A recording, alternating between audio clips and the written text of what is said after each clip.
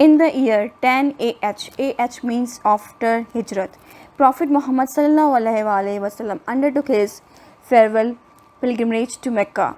This farewell pilgrimage is one of the most significant historical events for the Muslims, for it was the first and last pilgrimage made by Prophet Muhammad ﷺ. हिजरत के 10 सालों के बाद 632 ईस्वी में आप सल्लल्लाहु हज अदा करने गए मक्का में। ये अलविदाई हज बड़ी अहमियत रखता है मुसलमानों के लिए। इट इज़ मोस्ट सिग्निफिकेंट हज and last sermon for the Muslims. ये पहला और आखिरी एक ही हज था जो आप सल्लल्लाहु अलैहि वसल्लम ने परफॉर्म किया था, as well as an occasion when he taught Muslims how to perform the Hajj. Moreover, it was during this Hajj that he delivered his last sermon in the Urna valley of Mount Arafat on the 9th of Dhul Hajj. ये वही occasion था जहाँ पर आप सल्लल्लाहु अलैहि वसल्लम ने बताया कि हज कैसे अदा करते हैं। जो सही तरीका हज अदा करने का था वो आप सल्लल्लाहु अलैहि वसल्लम ने बताया कि हज कैसे अदा करते हैं। इस हज के दौरान आप सल्लल्लाहु अलैहि वसल्लम ने लास्ट सरमन जो आखिरी खुतबा दिया था माउंट अरफात के मैदान, वहाँ पर उर्ना वैली है, वहाँ पर दिया था 9 ज़ुल्हज को दिया था। आज भी माउंट अरफात में 9 ज़ुल्हज को खुतबा दिया जाता है।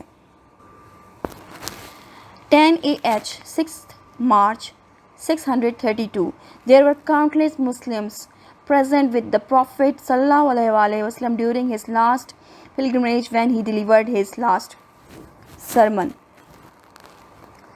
10 हिजरा के बाद 6 मार्च 632 को खुतबा दिया था। बेशुमार काउंटलेस मीन्स हम काउंट भी नहीं कर सकते, काउंटलेस मुस्लिम्स प्रेजेंट थे उस खुतबे में। माउंट अरफात उर्ना वैली में सब लोग मौजूद थे। Delivering his last sermon, Prophet Muhammad ﷺ first of all praised and thanked Allah and then said, O people, lend me an attentive ear. आप सल्लल्लाहु अलैहि वसल्लम ने जब आखिरी खुतबा दे रहे थे तो आप सल्लल्लाहु अलैहि वसल्लम ने अल्लाह की तारीफ़ की और उनका शुक्रिया अदा किया और फिर आप सल्लल्लाहु अलैहि वसल्लम ने फरमाया, ए लोगों, मुझे गौर से सुनो, मेरी तरफ अपने कान खड़े करो।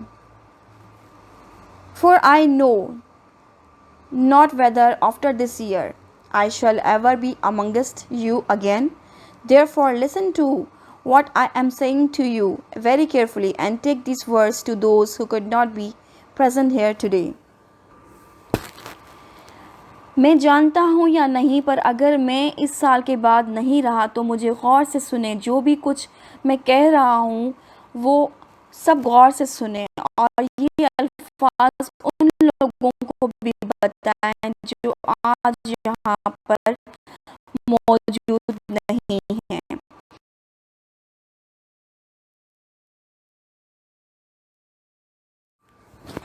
Then, amongst other things, he gave the following messages. O people, regard the life and property of every Muslim as a sacred trust.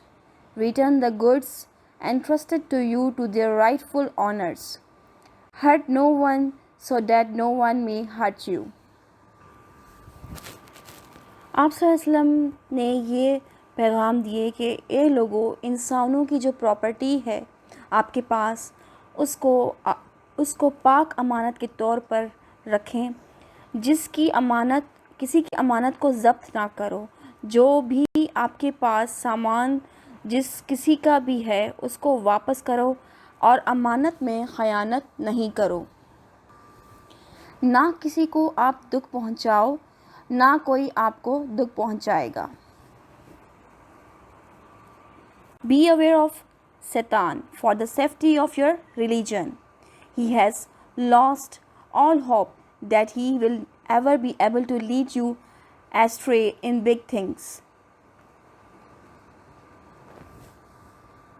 और शैतान से ख़बरदार रहो।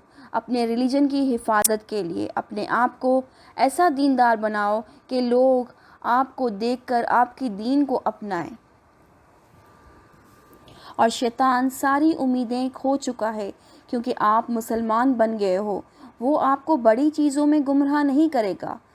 अगर हम बड़ी चीज़ों या बड़ी चीज़ों को का ख़याल रखेंगे और अगर हम शुरू से ही छोटी बातों या छोटी चीज़ों में ख़याल रखेंगे तो हमें शैतान कभी नुकसान नहीं पहुंचा सकेगा, क्योंकि फिर हम तो सही जा रहे हैं।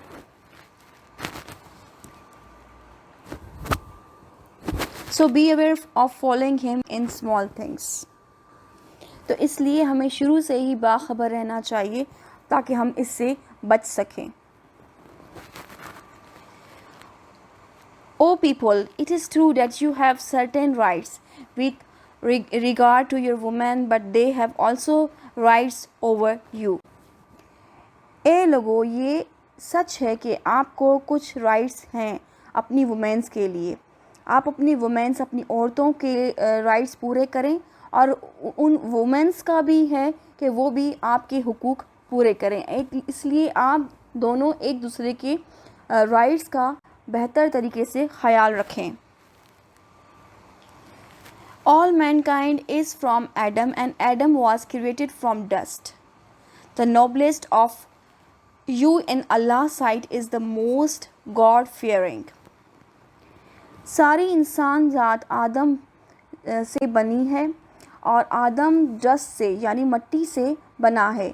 अल्लाह की नज़र में बेहतर इंसान वो है जो अल्लाह से डरता है।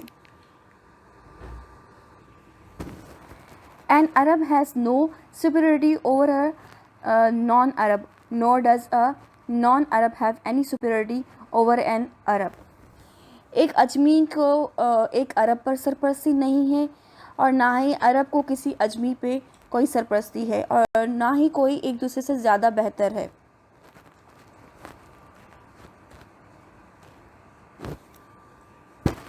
A white has no superiority over a black, nor does a black have any superiority over a white, except by pity and good actions. किसी काले को किसी गोरे पर कोई फोकियत नहीं है और ना ही किसी गोरे को किसी काले पर है। जो आपकी गुड डीड्स हैं, जो आपके अच्छे अमल हैं, वही बेहतर हैं। यानी आप परहेज़गार हैं और दीनदार हैं और अच्छे अमल करते हैं तो आप सबसे बेहतर हैं। I therefore crush under my feet all the false claims to greatness and superiority founded on blood or wealth.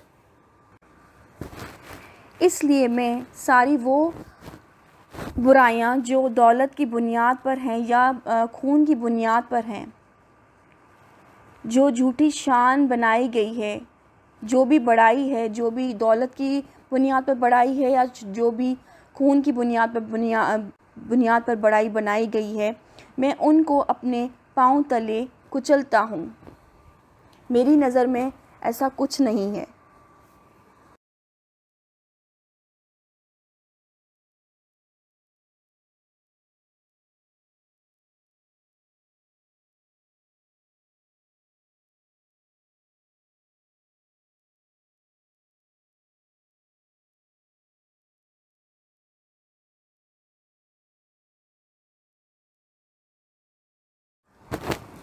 Every Muslim is a brother to every Muslim, and that the Muslim constitute one brotherhood.